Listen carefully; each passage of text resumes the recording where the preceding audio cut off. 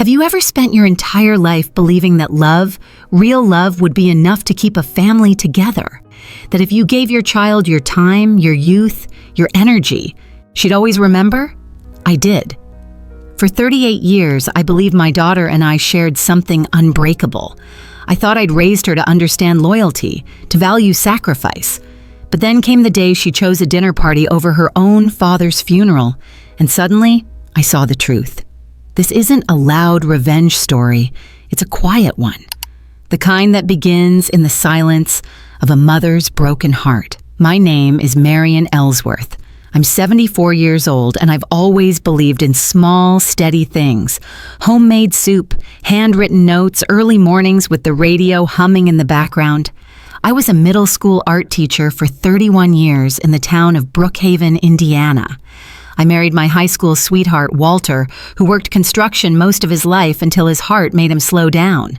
Together, we built a life that wasn't flashy but was full of laughter, of music, of ordinary moments that mattered more than anyone else ever noticed. And we had Angela, just one child, one precious pink-faced miracle after 6 years of trying. I remember the day we brought her home from the hospital like it was yesterday. Walter carried her in, walking like he was holding glass. I was still in pain from the C-section, but I didn't care. I stared at her like she was a secret the world had finally decided I was good enough to know. From the start, Angela was our world. I gave her everything I could, signed her up for dance classes, enrolled her in summer art camps, paid extra for piano lessons even when money was tight. I stayed up late sewing costumes for her school plays, drove across 3 counties to find the right colored pencils for a project she once obsessed over. I told her every day that she could be anything, that she was worth everything. When Walter worked overtime or came home exhausted, I filled the quiet with bedtime stories and warm cocoa. I wanted her to grow up in a house where she knew she was loved, and for a long time she did. Angela was a kind child, curious, sweet. She once spent her entire 8th birthday party making sure the shy girl in her class felt included. When she was 16 and crashed the car into a mailbox, she cried not because she got in trouble, but because she felt she'd let us down. She got good grades, helped clean the church with me on Saturdays, and hugged her daddy every time he came in the door. She made me feel like I'd done something right. She went off to college in Chicago to study marketing. I missed her terribly, but I was proud. She called often. We'd talk about everything, her professors, her roommates, even the meals she messed up cooking. Walter would sit across the room pretending not to listen, but when I hung up, he'd always ask what she said about this or that. I never imagined we'd grow apart. Not really. Not in any way that couldn't be fixed by a phone call or a weekend visit. But slowly, life shifted. After graduation, she stayed in Chicago, got a job at an ad agency, and started dating Jared Brody. We only met him twice before the wedding, but it was clear from the start he was different. Not just slick, but cold in a way that made you feel small. He smiled like a man with a portfolio instead of a heart. At dinner, he asked what year our house was built and what we thought it would appraise for. I remember looking at Walter across the table and knowing we were thinking the same thing. Angela used to bring home boys who asked about our garden. Still, we smiled. We paid for most of the wedding. Angela wanted something small, but Jared insisted it should reflect their network. We wrote the checks anyway. I thought that's what parents do. We weren't buying her love. We were supporting her life. There's a difference. After the wedding, the phone calls changed. Less often, shorter, less laughter. Angela started sounding like she was trying to get through something, not share something. She stopped coming home for Thanksgiving. Too busy, she'd say. Jared has clients in town. I told myself it was just a phase, that she'd come back to us in time. And then Walter's heart got worse. He'd always had trouble. He'd had surgery twice and managed well with medication. But the last year was different. He couldn't walk up the stairs without pausing. He stopped building things in the shed. He started sleeping on the recliner in the living room because it was easier to breathe. And I became nurse, wife, cook, caretaker, all in one. Not once did I consider putting him in a facility. That's not how we did things. I loved him. He was mine. Angela knew. I called her when he collapsed the first time, when I took him to the ER, when the doctor said there might not be much time left. She said all the right things. "I'm sorry, Mom. I'll try to come. Let me check with Jared." But the visits never came. Once, she dropped by for 45 minutes, brought a frozen lasagna, and left before dinner. Walter passed on a Thursday morning, quietly. I was holding his hand. I whispered to him about our first date, about the snow that night, about the way his hands had always stayed warm. He didn't open his eyes, but I know he heard me. I called Angela that afternoon. She answered on the third ring. Her voice was soft but distracted. She told me she was sorry, that she'd call back after checking flights. I told her the funeral would be on Sunday, that the pastor was someone Walter liked, that his brother would be driving in from Louisville. She hesitated. I could hear Jared in the background, laughing about something. Then she said, "Mom, Sunday's Jared's birthday. We've already booked the restaurant. The cake's ordered. Could we do Monday instead?" My mouth went dry. I looked at Walter's empty chair across the table. "No," I said, "we can't." Angela sighed. "I just thought, it's just one day." And that was when I understood. She hadn't just drifted from us. She had chosen to leave, deliberately. The girl I raised, the girl I sacrificed for, was gone. And the woman who took her place didn't think her father's funeral deserved priority over a man's birthday dinner. That's when something broke inside me, and in its place, something colder settled in. That's where this revenge story truly began. Quiet, without screaming, without threats, just a shift, a decision, a mother finally realizing enough was enough. The morning of Walter's funeral, it rained like God himself was mourning. The sky was a dull gray sheet, the kind that soaks through your coat no matter how fast you walk. I stood at the front of St. Agnes Church, my black shoes already wet through, shaking hands and hugging neighbors who had come to say goodbye. Faces I hadn't seen in years showed up. Former students, old coworkers, people from Walter's bowling league, but not Angela. I kept looking at the door. Every time it creaked open, my heart jumped. Maybe she'd changed her mind. Maybe she canceled the reservation and came anyway. But each time, it was someone else. Someone who hadn't shared a roof with Walter. Someone who hadn't called him Dad. The pastor began the service. I sat in the front pew alone. Walter's picture sat on the casket, a black and white photo from our wedding day, the one where he couldn't stop laughing because his shoe had come untied. It was his favorite. I wanted her to see it. I wanted Angela to sit beside me and hold my hand like she did when she was little. I wanted her to cry. But she wasn't there. And when it came time for the burial, when the casket was lowered and the wet dirt hit the wood with a sound that made my knees weak, she still wasn't there. At the wake afterward, people were kind. Doris from the teachers' union brought over her famous peach cobbler. Mr. Halberd from down the street poured drinks. Everyone asked how I was holding up, and more than once someone leaned in and asked gently, "Is Angela coming later?" I shook my head each time, smiled in that way you do when you don't want to cry in front of a room full of casseroles. "She had other obligations," I said once. It was the only lie I told that day. Back at home, the silence was the worst. I took off my heels, sat in Walter's recliner, and stared at the wedding photo still sitting on the mantel. Us in our 20s, me in that borrowed dress, him with that stupid wide tie his brother dared him to wear. Angela wasn't even born yet, just a dream. I wanted to scream. I wanted to throw the picture frame across the room. But I didn't. Instead, I went into the kitchen and made tea. Then I did something I hadn't done in years. I sat at the table and wrote in my old journal. I wrote what I couldn't say to anyone. My daughter didn't come to her father's funeral. I stared at the words, black ink on white paper, solid, permanent. That evening, the phone rang. It was Angela. "Hey, Mom," she said cheerfully. "I just wanted to check on you. How did it go today?" I didn't answer right away. I looked out the window. The sky was clearing. A few stars were pushing through the haze. "It went," I said. There was a pause. "Jared sends his love." The party turned out nice.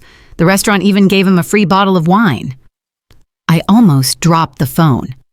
"That's nice," I said flatly. "I'll come by next weekend," she said quickly. "I'll bring flowers for Dad. We can go to the cemetery together. I want to make it up to you." Make it up to me. As if missing a funeral was the kind of thing you could patch up with flowers and forced apologies. "Sure," I said.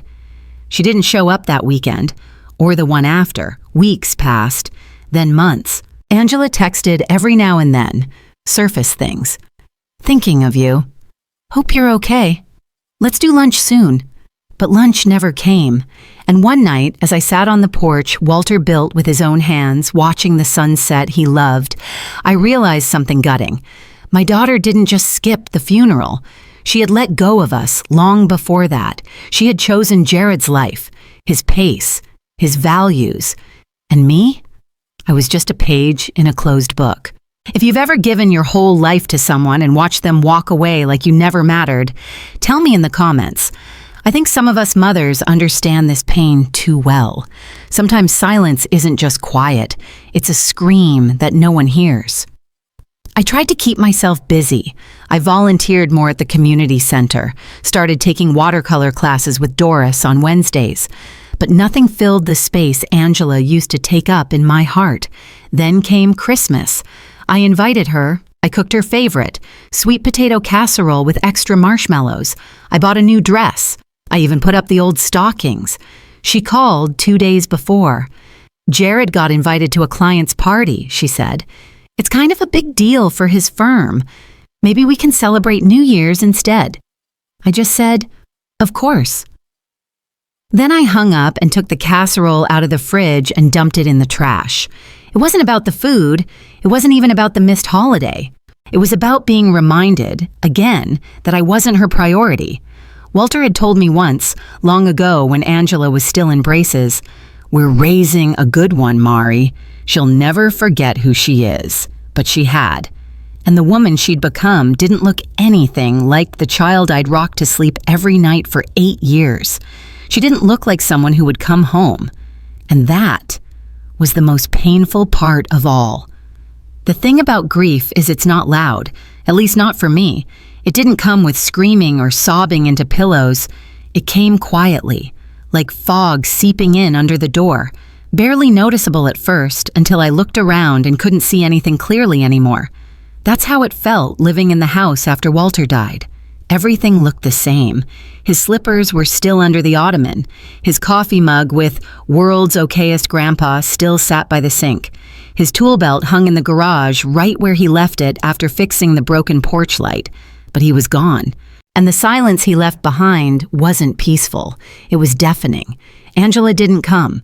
Not for Sunday dinners, not for coffee, not even for one of those short, awkward check-in visits she used to do. She sent a card. A printed sympathy card with a single line in her handwriting at the bottom. "Thinking of you. Love, Angela and Jared." It arrived 2 weeks after the funeral. I read it standing over the kitchen sink, and for the first time in a long time, I let myself cry. Not for Walter this time, but for the living child who had somehow disappeared, even while her name was still in my contacts. The pain wasn't sharp. It was dull and constant, like a bruise that never healed. I stopped setting the table for 2. I stopped checking my phone for messages. I stopped expecting. And when I stopped expecting, I finally saw things for what they were. Angela wasn't coming back, not the way I needed her to. She had chosen her life, her pace, her polished apartment in the city with its matching throw pillows and designer candle sets. She had Jared, the polished man who calculated everything, including my worth. And in their world, I was background noise. I started going through Walter's things, not to get rid of them. I wasn't ready for that. But I wanted to organize, to feel like I was doing something with my hands. His sweaters still smelled like cedar and soap. His cologne sat half-used on the dresser. I touched the bottle cap, then shut the drawer before the tears started again. One afternoon, I found a shoebox tucked under our bed. Inside were letters. Some from our early years, some from Angela when she was away at camp or college. One caught my eye. It was a letter from Angela at age 13, written in purple pen with hearts over the eyes. Dear Mom and Dad, I love you more than chocolate. Thank you for driving me to piano and for always making my favorite spaghetti. You're the best parents ever, and I'm lucky you're mine. I read that letter 3 times, and then I folded it and tucked it in the pocket of my cardigan. Later that week, I went to visit Walter's grave. The wind was cold, but the sky was clear, bright blue and unforgiving. I stood there with my coat buttoned up to my chin, staring at the fresh earth still dark from the rain. I thought she'd come by now, I whispered. No answer came, of course. Just the rustle of dead leaves and the creaking limbs of the oak trees behind the cemetery fence. I pulled the purple lettered note from my pocket and held it in my hand like a prayer. That girl, the one who wrote this letter, would have sat next to me at the funeral. She would have wiped my tears and brought Walter's favorite flowers. But she didn't exist anymore. And the woman who took her place hadn't even asked where he was buried. That night, I sat in the living room and stared at the fireplace. I didn't light it. I just sat there, wrapped in Walter's old blanket, and thought about all the years I gave to my daughter. Every packed lunch, every late-night school project, every scraped knee and broken heart. I thought, where does all that love go when it's ignored? The next morning, I opened the hallway closet to grab a jacket and saw it, an old lockbox we kept for documents. Inside were our birth certificates, Walter's army papers, insurance forms, and our will, the one we wrote together. I flipped through the pages. It was all still there. The house, the savings, the life insurance, everything listed neatly under Beneficiary Angela Ellsworth. I stared at her name, printed so clearly, so confidently, as if we were still sure she'd be the kind of person who'd care, as if we hadn't just buried her father without her, as if she hadn't told me that moving a funeral was an inconvenience. Something shifted in me. It was quiet, no thunder, no rage. Just a moment of clarity, like fog lifting all at once. She made her choice. And now, I was going to make mine. No need to tell her. No need to argue. I didn't want to fight, but I also wasn't going to pretend anymore. If she could forget us this easily, she didn't deserve to inherit the pieces of our lives we built with so much sacrifice. This wasn't revenge. Not in the dramatic way people think of it, but maybe, just maybe, it was my own quiet version of a revenge story. Not to hurt her, but to finally stop letting her hurt me. She let go, and now I was going to let go too. I didn't plan it. I want that clear. There was no moment where I slammed a fist on the table or whispered, "She'll regret this." That's not who I am. That's not who Walter was either. We were quiet people. We handled disappointment with silence and coffee. And maybe that's why it took so long for me to truly see how far Angela had gone. It started with the garden. Walter always tended to the back garden, roses in spring, tomatoes in summer. After he passed, it grew wild. I kept meaning to pull the weeds, but every time I stepped outside, I saw his gloves still on the bench, crusted with soil. And I couldn't. It felt wrong. One morning, I finally walked out with shears in hand. The sun was soft, the kind of warmth Walter used to call gentle weather. I crouched down, cut away a vine, and there it was, the wooden marker he made years ago, carved with Ellsworth Garden, Espace 1973. He had made it when Angela was 5. I stared at that little sign like it was a gravestone. I sat on the grass, knees aching, heart tight, and thought, he built this for her. Not just the garden, the home, the life, everything. And she didn't even bother to look back. Angela hadn't asked about the garden, or the house, or the things he left behind. She hadn't asked if I was eating or sleeping. She hadn't asked if I was okay being alone in this creaky old house full of his echoes. And I realized she never would. Because somewhere along the way, Angela stopped being my daughter in spirit. Even if she still carried my name, it hurt more than anything I'd ever felt, more than Walter's passing, because death is natural. But abandonment, that's a choice. A few days later, I sat at the dining room table with the will laid out in front of me. I hadn't touched it since the day I opened it. Angela's name stared back at me in that formal, emotionless font. Angela Ellsworth, sole beneficiary. That used to feel right. Now it felt insulting, like signing a blank check to someone who'd already walked away. I pulled out a yellow legal pad and began to write, not with anger, but with clarity. What had she earned? Not my money, not my memories, not the years I'd poured into her like a second heartbeat. Walter and I had worked hard. We weren't rich, but we'd been careful. The house was paid off. We had savings, a small life insurance policy, a collection of art and handmade furniture, his military medals, my mother's pearls, things that meant something, and I wasn't about to hand them over to someone who hadn't shown up to bury her father. So I called Clara Holbrook. She'd helped us draft the will 10 years ago. Kind woman, around Angela's age, but sharper. Wore glasses and red lipstick that always matched her folder tabs. I left a message and she called me back the next morning. "Marion," she said, "I'm so sorry about Walter. I really liked him." I told her thank you. Then I told her what I wanted. She didn't ask why, just said, "We can meet this Thursday." So we did. Clara's office was warm and smelled like fresh paper and coffee. She poured me a cup without asking and handed me a new draft of the will to review. "Would you like to name a new beneficiary?" she asked gently. I nodded. "Yes, the Brookhaven Art Center."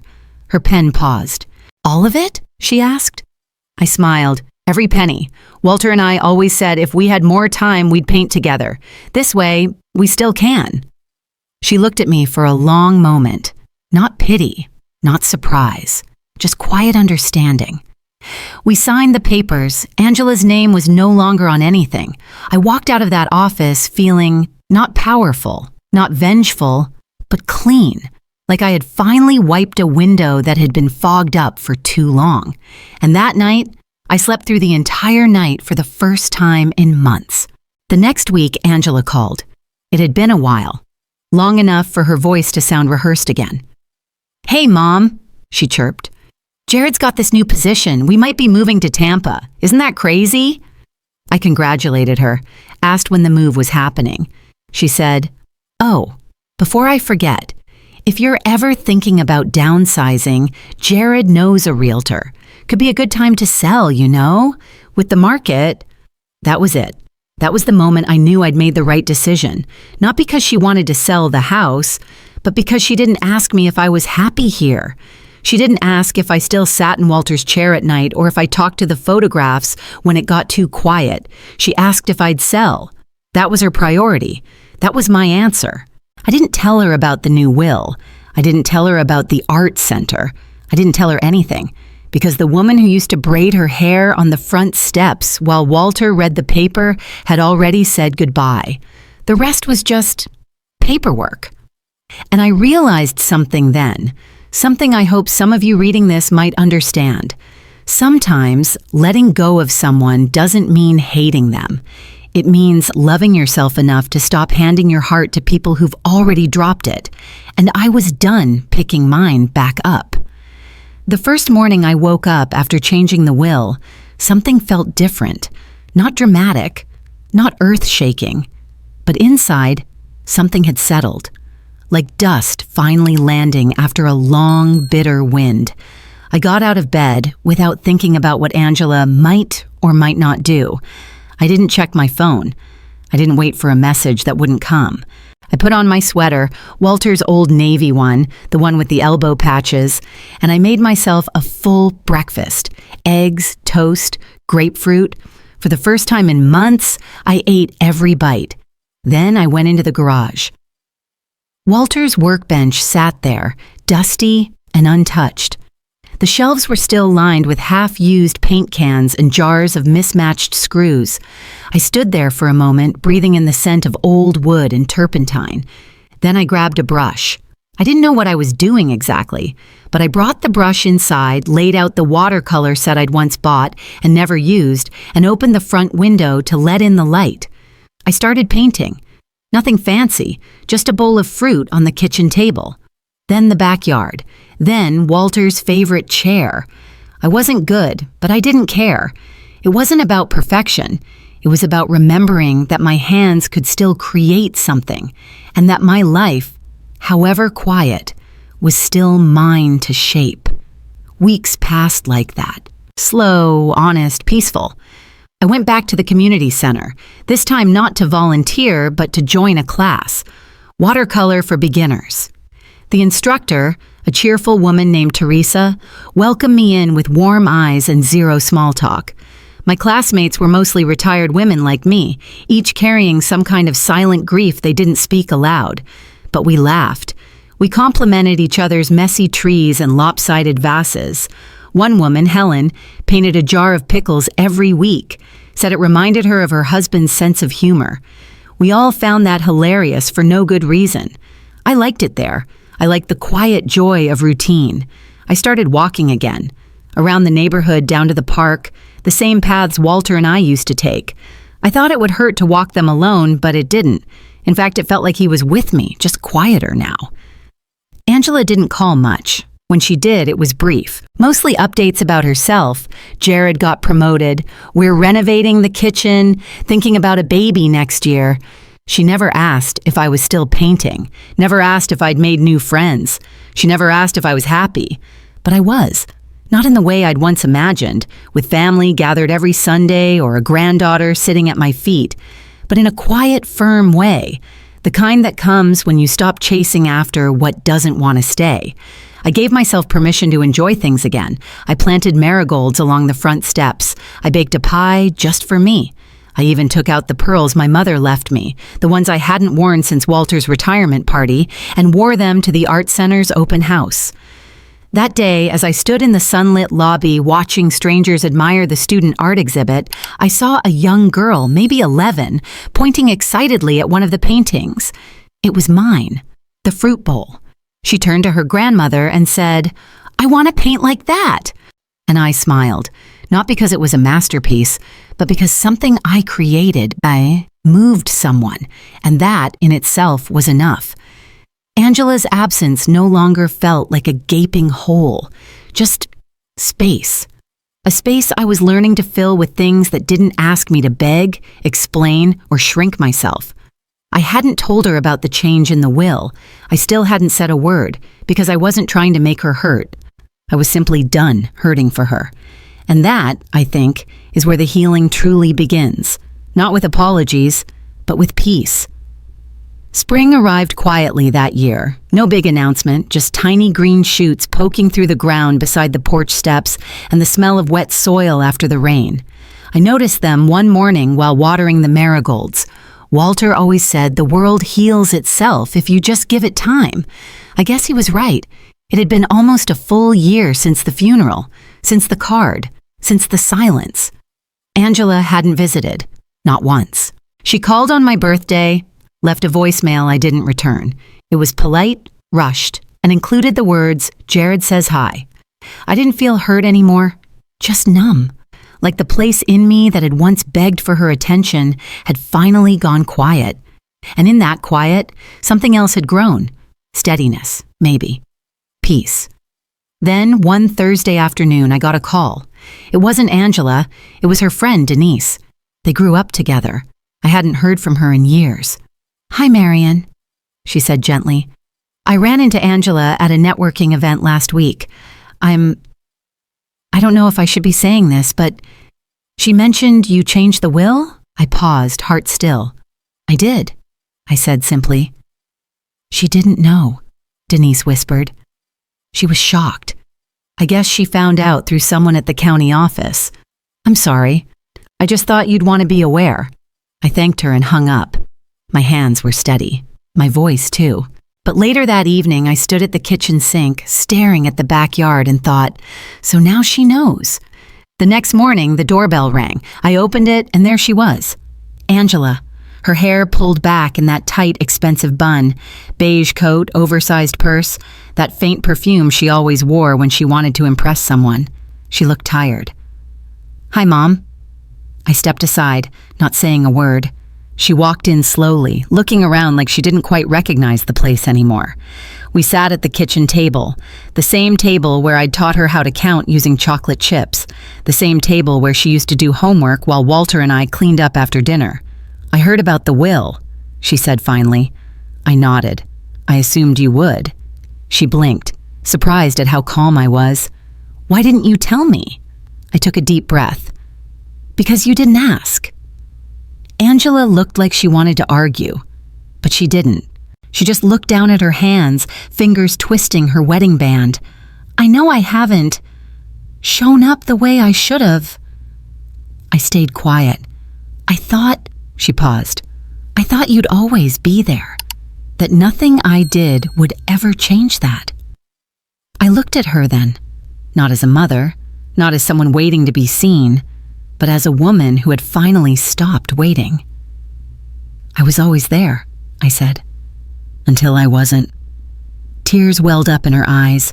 She looked so much like that little girl again, the one who once wrote me a letter in purple ink that said, "I love you more than chocolate." But that little girl had been gone for a long time. Angela whispered, "I made a mistake." "No," I said gently, "you made a choice." And so did I. She didn't cry, she didn't scream, she didn't beg, she just nodded, sat there for a moment longer, then stood up, walked to the door, and paused.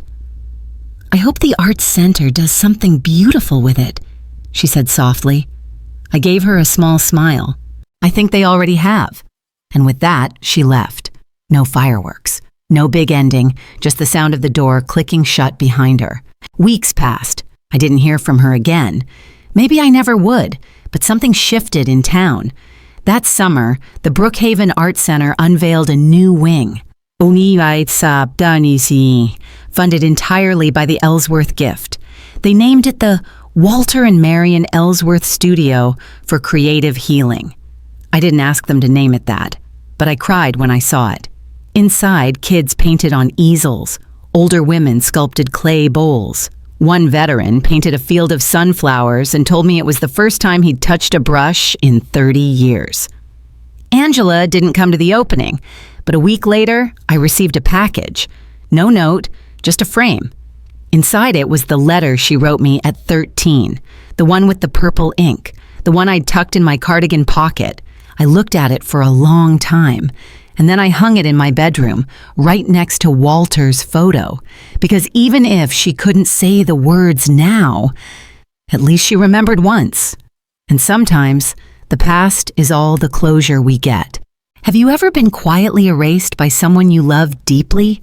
Maybe a daughter, a son, a sibling? Tell me below. This wasn't a story of revenge and fire. It was a revenge story in silence, dignity, and walking away with your head held high. If you've ever chosen peace over pleading, I want to hear your story.